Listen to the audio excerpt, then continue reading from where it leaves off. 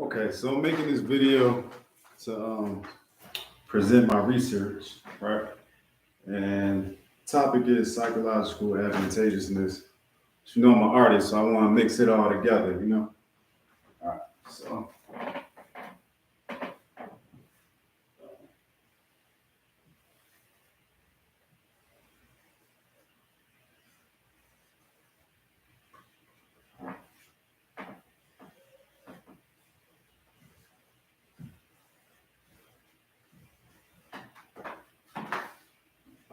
Let's see if we can fit this all in.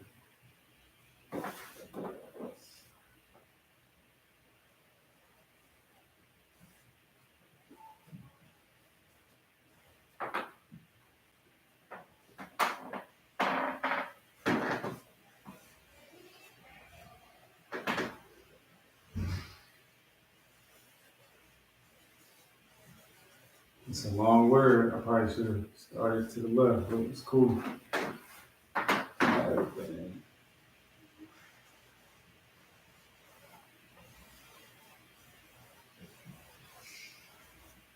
Advantageous.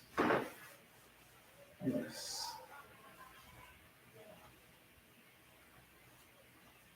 Psychological advantageousness. I'm doing it in yellow, but hopefully you can still see it. So we're gonna break this down. Like, what does this word mean, right? Psychological breaks down into two parts. One part is the mental.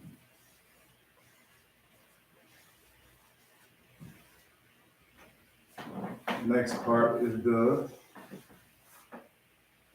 emotional. Good job. If you can hear my neighbors arguing, you got good ears.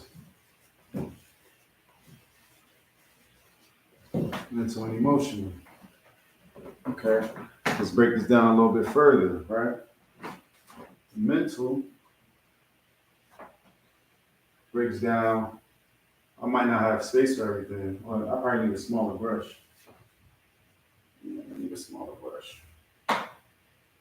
Let's go.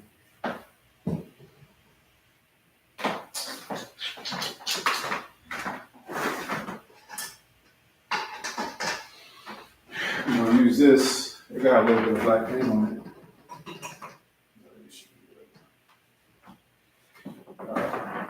it. So the mental side breaks down further into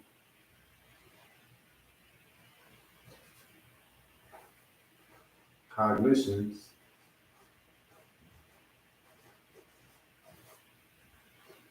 Right. We got schemas.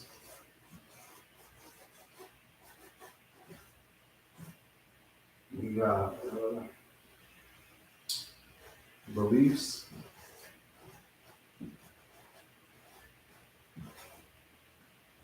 I'm gonna put that's just out. Learning.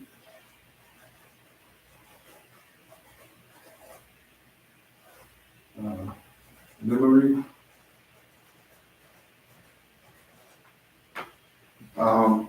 It's not an exhaustive list. Just getting the. This is rough. We're gonna get there. It's just giving you, Okay. The emotional breaks down. This one's a little more simple. So we got affect. That's easy.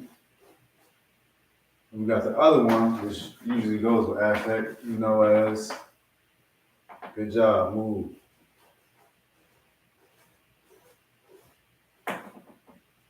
Okay.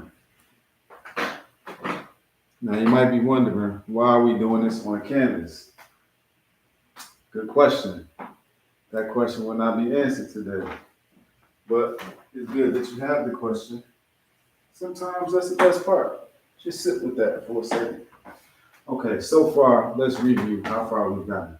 Psychological advantageousness. We're breaking this down. Psychological refers to, well, breaks down into two parts, the mental and the emotional. Um, these two come together to form I'm gonna put it small right here, what we refer to as the intrapsychic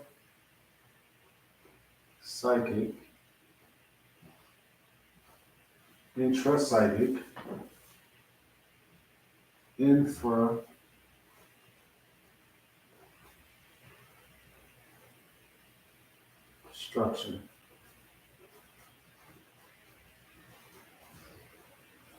That should probably be a different color because that's like just keep that on the side. So I don't know how clear this is. My webcam, but that'll be that. Okay. So we got psychological, which breaks down into the mental and emotional components.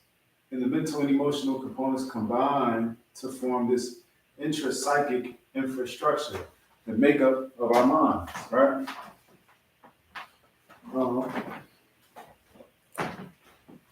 Okay, so then let's go here to advantageousness.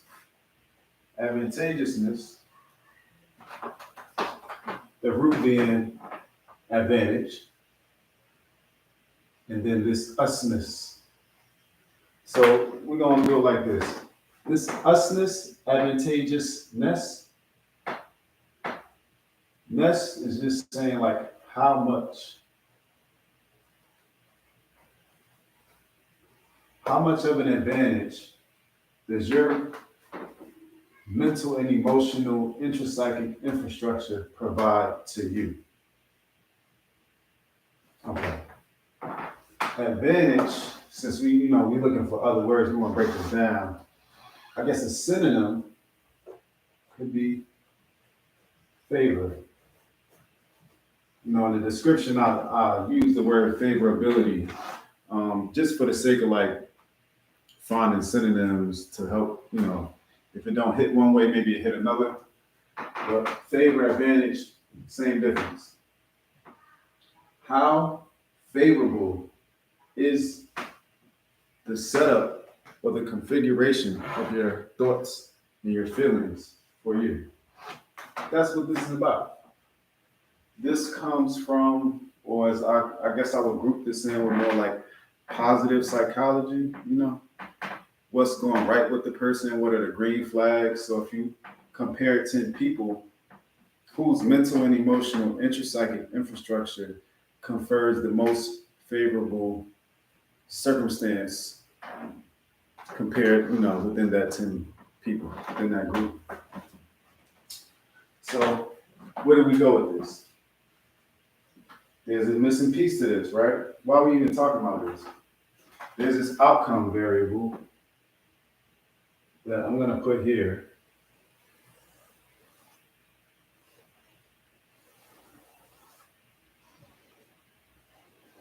QOL, quality of life. Quality of life, right? Now, basically, this psychological advantageousness, when we think about advantage, it's almost like a means to an end. Like the concept of an advantage kind of implies or begs the question, advantage in what, right? So if I say, oh, I'm better than you, at what? In what setting? Under what conditions? If I say you're better than me, at what? It's not such a broad general statement to say in every case all the time. So for example, you take some athletes, you take a football player, soccer player, a boxer, and a basketball player, and they all experts, they're all professionals, the top of their like respective sport. They're like the best player or would be voted best player in their sport. You have them all do a 3-point contest. Which one is most advantaged? Which one has the most favorable, mental and emotional circumstance going into it? Short answer would be who? The basketball player. Why? Because that's his lane. So if you have a 3-point contest with a football player, a soccer player, a boxer, and a basketball player, most people would probably bet money on the basketball player because that's what he does.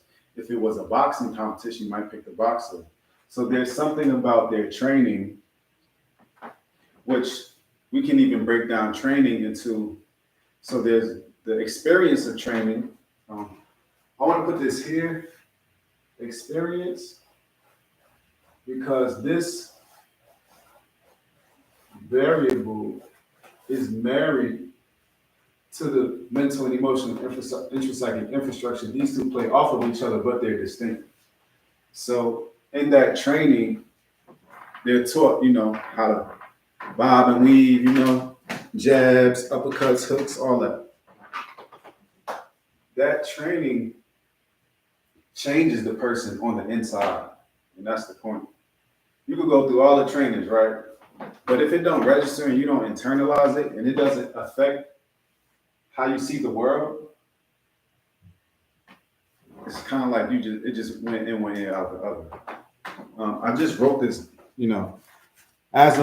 so I'm not going to answer the question I said I'm not going to answer. I'm going to keep my word on that. I will say, for this type of research, because I'm using a phenomenological approach, part of it is part of the process, let me say this, the process itself is the research because it's phenomenological. So, I get downloads here and there, and on this, as you got like your main course, one of the sides, like if this was some fries, one of the fries to this like meal would be like, I'm wondering to what extent science can integrate with like meditation as a means of like epistemology.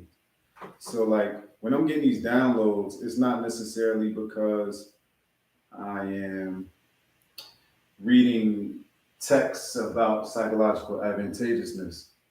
I mean, I didn't find much in the literature, but maybe that was just my searches. Who knows? Maybe it's some stuff out there.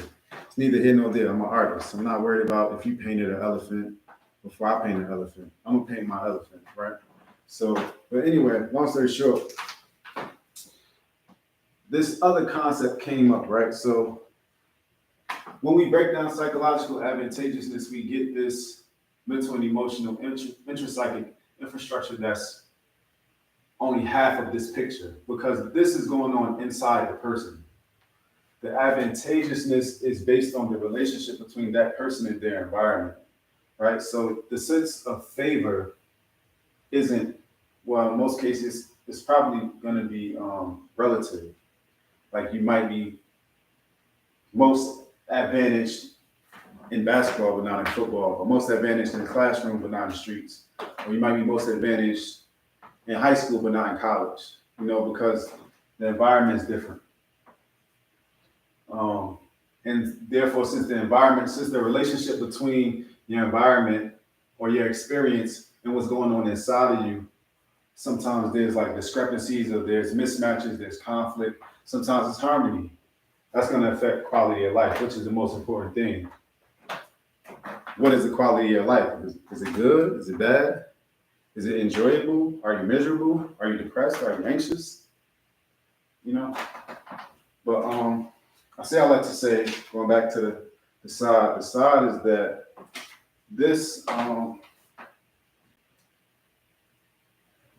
imagine like you throw a rock in a pond, right? When you throw a rock in a pond, the water ripples. It's like waves, right? With sound, when you do that, like if you yell, you can like hear an echo. My understanding is that there's an echo from this mental and emotional intrapsychic infrastructure that is, here's our next vocabulary word. This is gonna kind of like bubble up into, I'll put it here, disposition.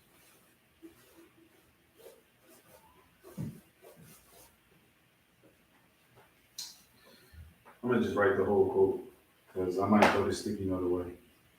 This position is an echo of the me.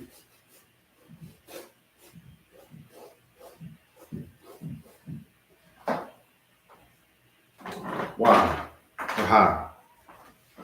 Well, your disposition could also be considered like your attitude towards yourself, your orientation, how you approach the world. For example, when I'm going through life, am I going like this? Like, am I seeing it from this angle? Am I seeing it like this?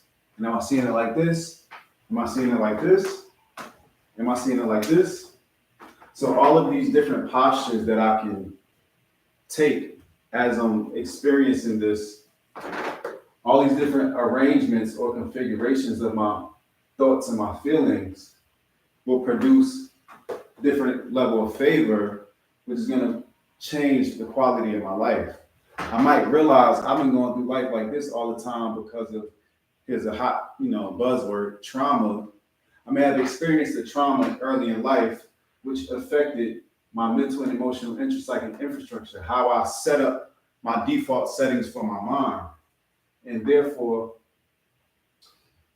in doing that, now I'm going through life like this and I don't realize it. In the process of therapy or maybe just going through life and you just have epiphanies, maybe, I don't know, you do whatever you do and you come to the realization that, oh, I am, or maybe somebody else noticed it in you, like, yo, why do you stand to the side when you walking, like, why you look at the world over your shoulder?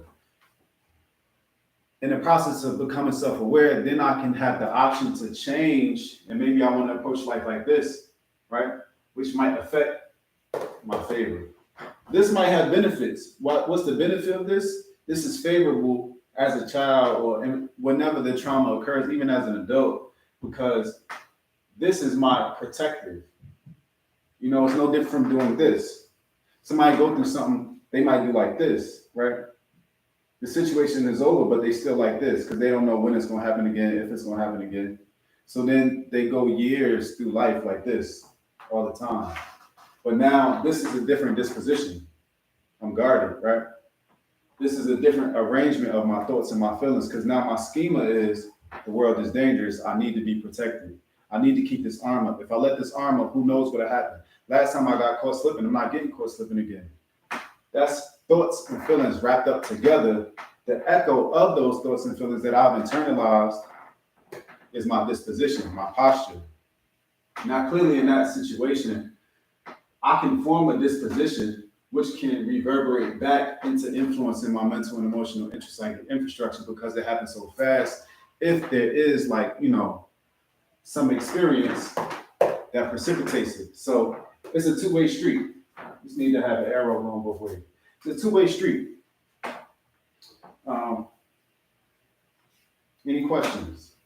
Nobody said to ask questions, but question. No, I actually don't have a question, but if you got any questions, you want to know more, read my paper. That's what you can do. Or leave a comment or something like that. Or make a video response. I don't know.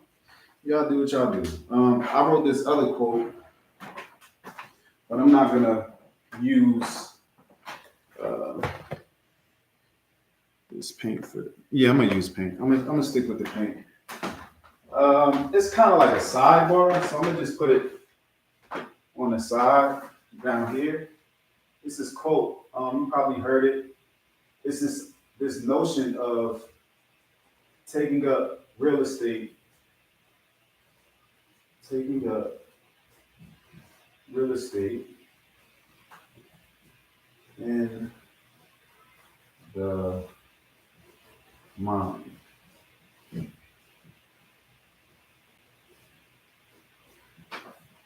Taking up real estate in the mind. How does this relate to what we got going on here, right? It's gonna make sense. Watch. I want to stick with yellow, right? So now we get into color theory. I'm gonna warm this yellow up a little bit with a little bit of red. Just warm it up. It's gonna stay yellow. I just need a little warmer. What happened was the original brush had a little bit of white paint on it. You know, that's why it's kind of got that. You know, kind of pop to. Plus, this is primary yellow. I would show you the brand, but they're not paying me right now. But you know, if y'all want to send me some paint, send them brothers some paint. I'm gonna warm this up with some red. This red is kind of strong. Yeah, it's definitely stronger than this yellow. So I might have put a little too much on the side. We're gonna mix this in. Give us a warm yellow. You know, I feel like Bob Ross right now. I feel like Bob Ross, but this is all coming back to neuropsychology. We're making our way. We on our way there. Okay. All right. So check this out.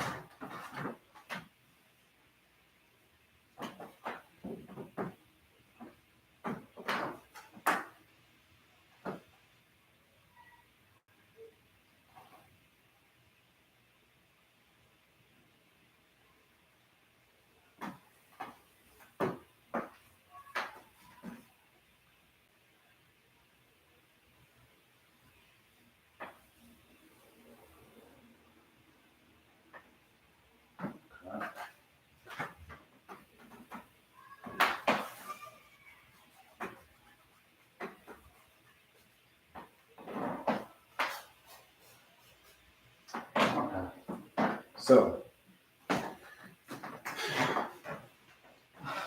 now we're gonna illustrate how does this all relate and what's this whole thing about real estate? So imagine, right?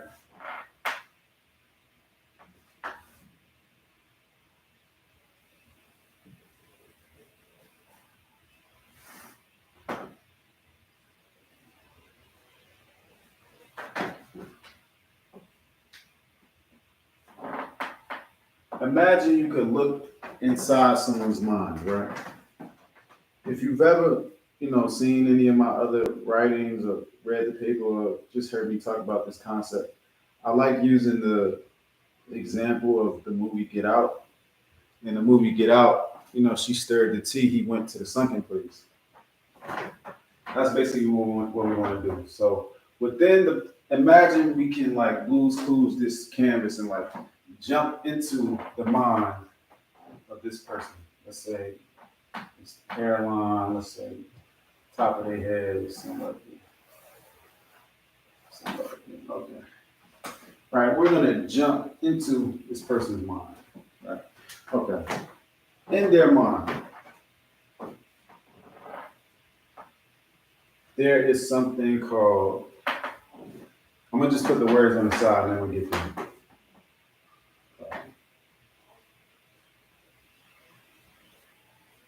Key bonds.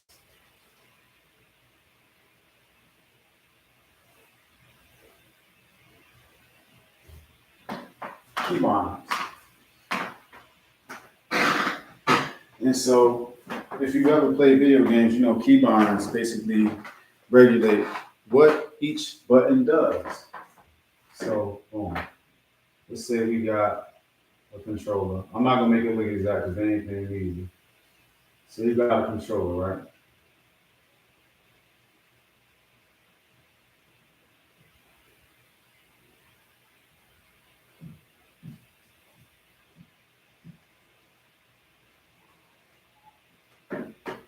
And you know, make it look just like real controllers. Okay. You got a controller. The key bonds basically regulate what does this button do? That button does X. This button does Y. This button does Z. All right. Okay. Just keep that on the side. Within the person's mind, all of their thoughts basically form between their thoughts and their feelings. And what was the other one? I want to say I'm trying to remember what I wrote. Okay. Let's just say thoughts, mental, is going to be one dimension.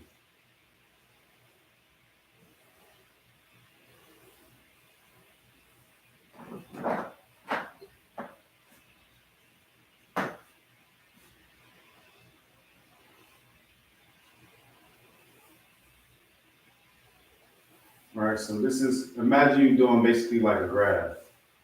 You got an x-axis and a y-axis. Um, our mental is going to be what would be equivalent to like the y-axis. It's just one dimension. It only goes left and right.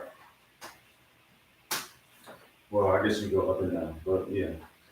Um, the emotional, which I'm going to do in like a warmer, this is going to be orange. I don't know how much warmer I can get that yellow without it changing.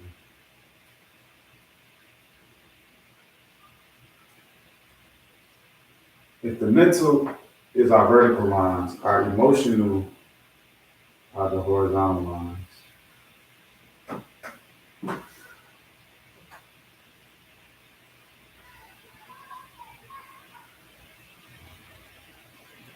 I'm not doing any like intentional number here.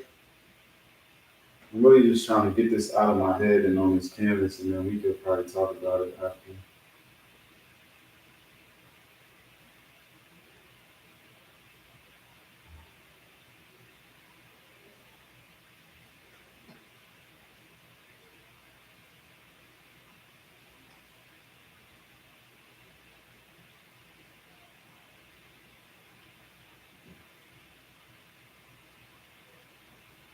Okay. Between our thoughts and our feelings, we have this grid going on. And the reason I put this grid is because if you remember in the movie Get Out, it was pitch black, right? In that movie, when he went to some place, it was pitch black. There was nothing in there. To me, that's just for the sake of making a movie, they did that like to illustrate a point that he was like stuck in this dark place. It was supposed to be scary. But I mean, if you close your eyes, it's dark, right? To me, within that darkness, it's up to the individual to construct something that's going to help them function. It's going to go back to quality of life. So when a baby is born, right, their sunken place may be very basic compared to like an older person, like a full-grown adult. Their sunken place might have.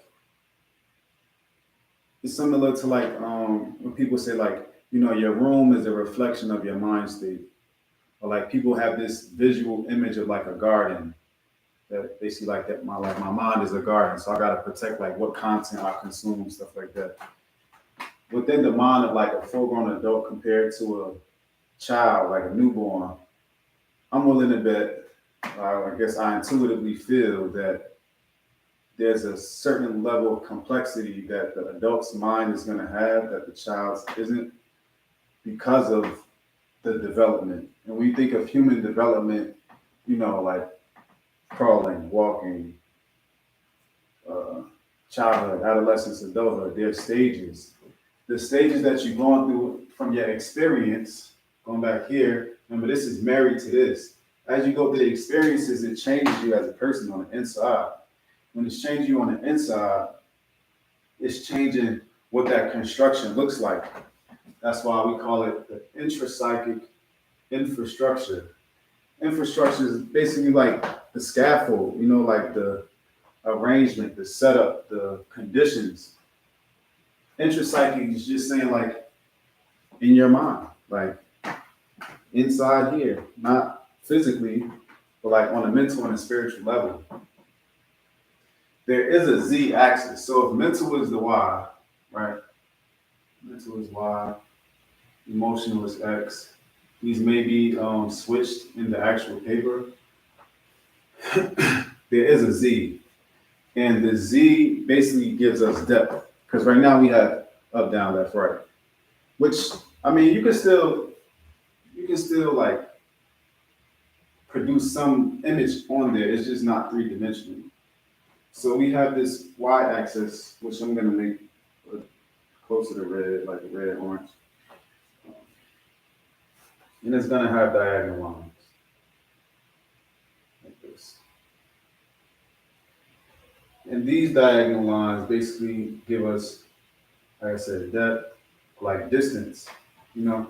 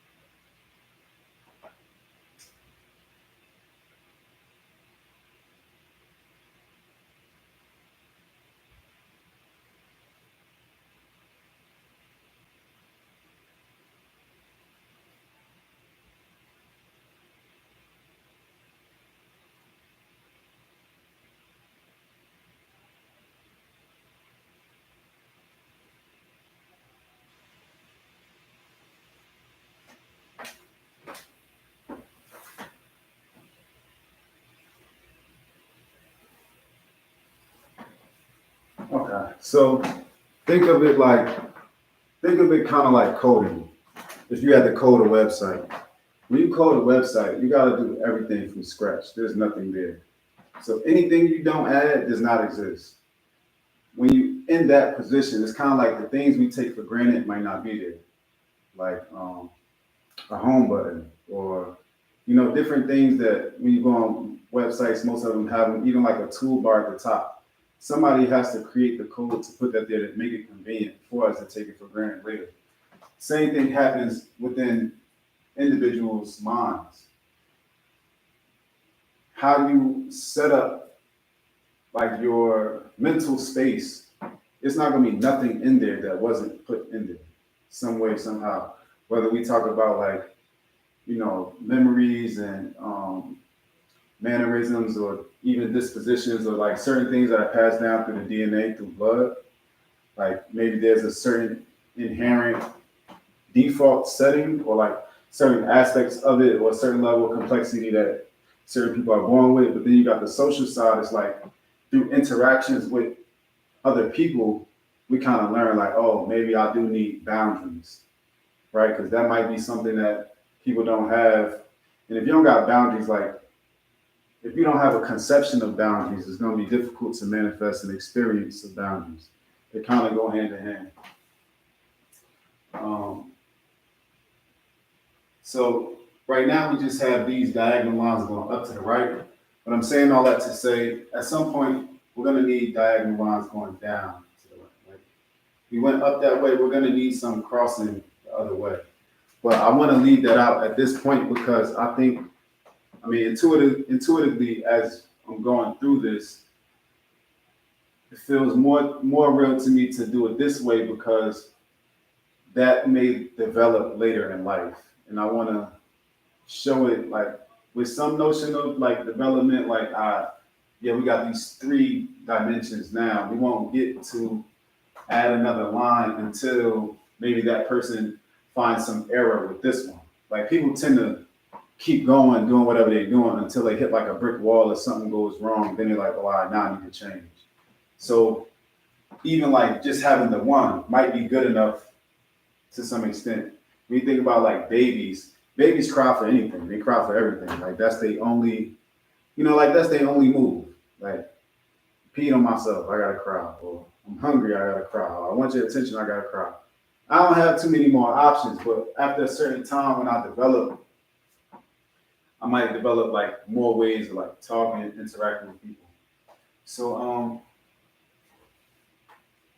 this is part of the infrastructure, just the framework. Like this is like the landscape of the mind, and the landscape is created by the same person that's going to create the structures. Or like, if you want to build, going back to real estate, if you want to build anything in this. So when going back to the movies like Get Out, when he went to the sunken place, yeah, he was trapped in this dark place, but like it's up to him to make it light. or to change it. Like in that movie, they showed him having like no personal power to like determine what his sunken place looks like. But in real life, I think that is, that's something that's available to people. So I say all that to say, using this, I can build like, let's say I build a house. And this house is basically going to be a combination of my thoughts, my feelings, and on this diagonal, because I want to connect this to like a deeper understanding of neuropsychology. I'm gonna just say these diagonal lines refer to spirit.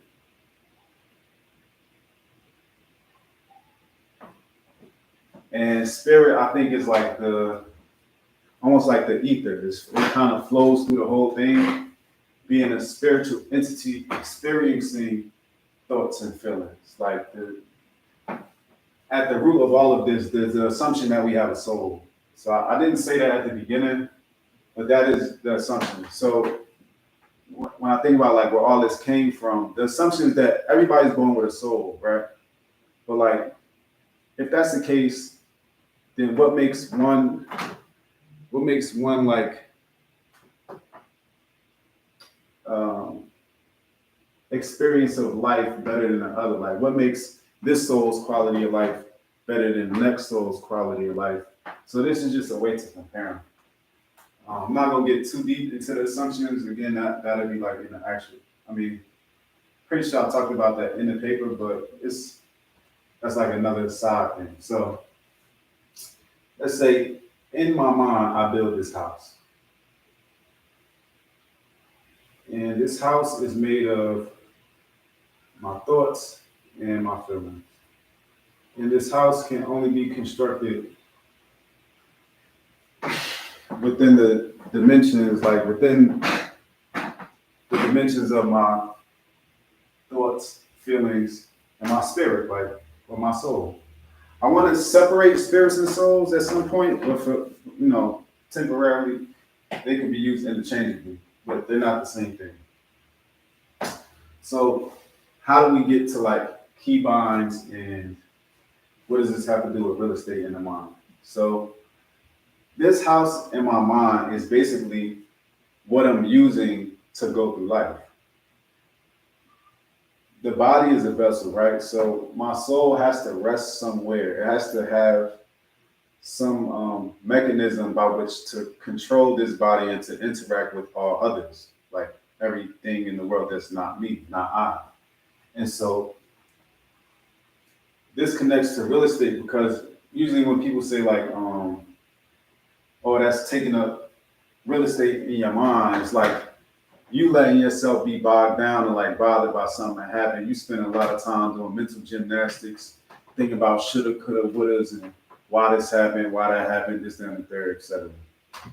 That real estate in your mind means that more of this space that you have, because to some extent you could argue that there's infinite space, but that's watered down by the fact that attention is limited. So you can have infinite space. Say there's like this goes to infinity on all ends. Like there's no maximum like amount of space within your mind. But your attention is like a spotlight, right? So say you got like a light shining down on this. That's your attention. You can't attend to everything at the same time. So like the more cluttered your mind is, the harder it's gonna be to focus. Cause like you could try to attend on something, but like it's like being in a crowded, like in a cluttered room. Like I'm trying to come in here to get some waffles, but I'm tripping over, I don't know, cardboard and all type of stuff that's in the way. Similarly in the mind, when things take up real estate in the mind, it's like I got this house here. This is like my main, it's like my regular, you feel me? That's how I'm operating. But now I got this event over here that's built this structure, because now I'm spending a lot of time, thought, energy trying to reprocess this situation that's already over, or maybe it's ongoing. And I might have something over here, all these things around, going back to like, when people meditate and they think about visualizing a garden. Like, this is my garden at peace, right? But it's very possible that weeds can grow in my garden. And if I spend so much time watering the weeds, that's taking up real estate in my mind. Now I'm not even focused on what I need to be focused on. I'm worried about what he said, she said, arguing with people, fighting, and all that unnecessary. Or maybe it's necessary, I don't know. Where are we at? Okay, so how does this relate to key bonds? Basically, this house that I built in my mind organizes all of my thoughts and my feelings. It's the product of the relationship between the things I remember, the things I believe, my schemas, the things I've learned, and my emotions, like my affect and my mood, how I feel about my memories, how I feel about my thoughts, how I feel about my beliefs and my schemas, and how I feel about the world around me, going back to experience. So you could imagine, like, this house is similar to this controller, or almost like glasses. Like when they say people like see the world through rose-colored glasses, I'm experiencing life. My soul is going through life in this vessel, but on the mental and emotional intrapsychic infrastructure of the vessel that my soul is in, this is how we operate in. This house the echo of this house is going to be my disposition, my approach to myself and the world. So, for example, going back to like being guarded, if I'm walking around like this, always got my guard up, maybe this house got a wall in front of it. Maybe it got a fence around it, right? I could build that. I'm not going to put it in too much detail because I don't really want it there, but I could build a fence around this. That guardedness that I'm carrying with me internally in my mind might even block me. I might block my own thoughts out. I might dissociate. I might repress, suppress. I might be depressed. And when that echoes into my disposition, it's going to affect my quality of life. Because if I'm going through the world guarded with a closed fist, I can't pick nothing up with a closed fist. I can only like complain about what I don't have. I got to open my hand and release what's bothering me for me to grab something new that could actually help me or benefit me. When you hear something, like if you hear something and it touch your spirit, like it touch your soul, you're like, yo, that resonates with me. I think that brings us back to this, and we can do construction on this. Now, some people are more or less rigid in like the setup of their mind. I think adaptability is kind of like another factor to consider. Like, what does it take for me to even consider changing this house? Like, maybe instead of one floor, I add two. Or maybe instead of it being like only from here to here, maybe I widen it. Or maybe I add a basement. Like, it's a million and one ways, like infinite ways I could like manipulate or reconfigure this. But however I set this up is going to affect my quality of life. Now, the key bonds is important because when I set this up, I'm going to develop buttons.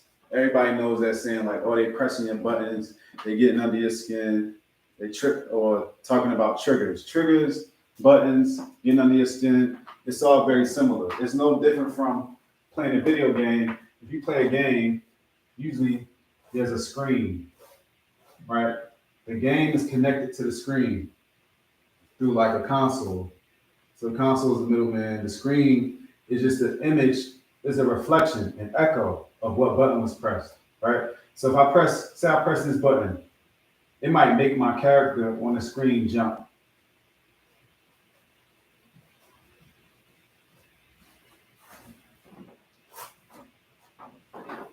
Right? Every time I press X, my character jumps. Bringing that same scenario, parallel it to the me, the mental and emotional intrapsychic infrastructure. Let's say I'm sensitive. I had an experience where I was chased by a dog, right? I was chased by a dog. That was my experience. Me being chased by a dog changed me because now I'm scared of dogs. So I might go through like regular, like my disposition is like I'm fine. But when I get around dogs, I always like tense up a little bit. So like, I still go with you to, visit somebody's house. But you need to put your dog in a cage before I walk in, or like hold the dog at least. Like don't let the dog come up to me, try to lick me out. I don't want to do all that. I'm scared. Why am I scared? Because I had this experience. That experience was so impactful for me, it changed my schemas, which is like these phrases that I always tell myself about the world. Like I might believe wholeheartedly that dogs are dangerous. Dogs bite from that experience. So now I'm coming in, I'm fine, my day is good, but I see a dog, instantly, I tense up. That dog has become a trigger. That might be dogs, shows about dogs, people talking about dogs. It varies person to person, like what would be the trigger or what would be the button. So that being said, I might have like, imagine you got a house, right? And say the fence is like underground. You got an underground fence, but there's an alarm. An alarm is only triggered when it sees a dog. When a dog steps on my lawn, the alarm is triggered and the fence pops up out the ground.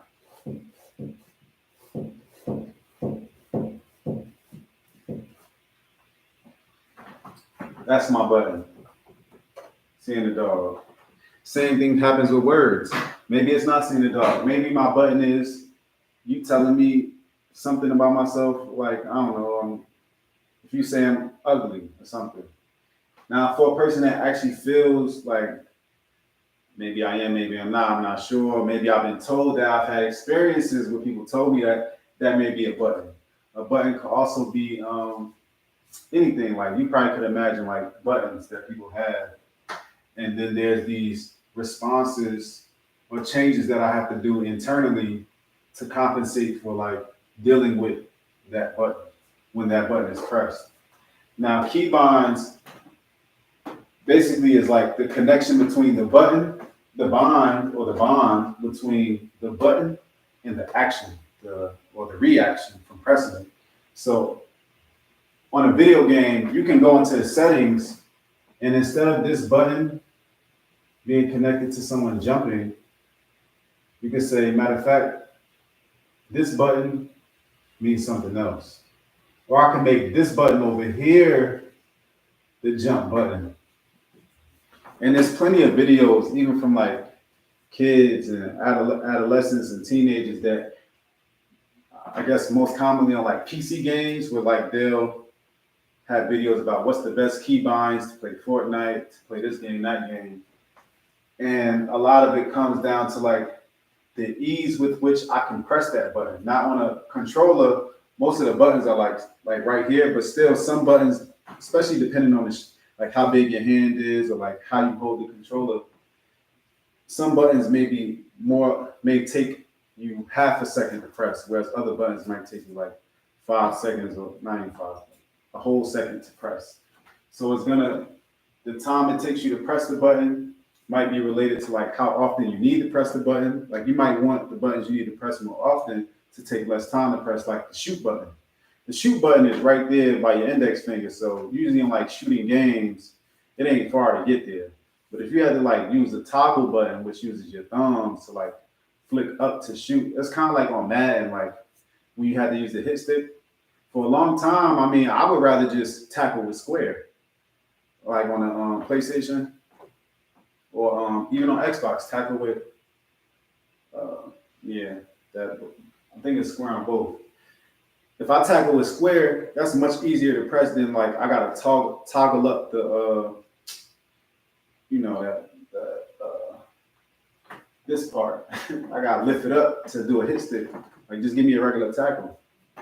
But the convenience of using the button affects, why people, if somebody had an opportunity to sit and think and like plan out, like, how can I organize these buttons better so I can win the game? My quality of life or the quality of my gameplay could be better. That's what they, there's videos on YouTube about that. In a similar way, I can change, like, okay, maybe me seeing a dog is a button for me. And every time the dog comes, I put up this wall, there's this like alert, and I kind of tense up. Now my disposition has changed and I'm walking through this house or wherever I'm visiting guarded. But if I come to a situation where that's no longer advantageous to me, I'm studying advantageousness, that's no longer favorable. Especially if I'm in a situation where I'm around a lot of dogs. Like at some point, I'm standing in my own way. Like maybe it's a great opportunity for me, but it might be a dog near it, or like I'm late for work. I could get to work on time, but it's a dog on this block. But instead of me taking a chance to walk past that dog, because I got this button, I'm gonna go around the block, be late for work, and then show up and then just deal with the consequence. But really, like, it's coming from my keybinds. Like my keybind is saying, nah, that button causes that reaction, so let's find another way to avoid that button being pressed. It might sound easier said than done here. This is my research. I'm not saying this as like a mandate or like a recommendation for how people should live. This is just my observation. I like to say, what if I can disable that button?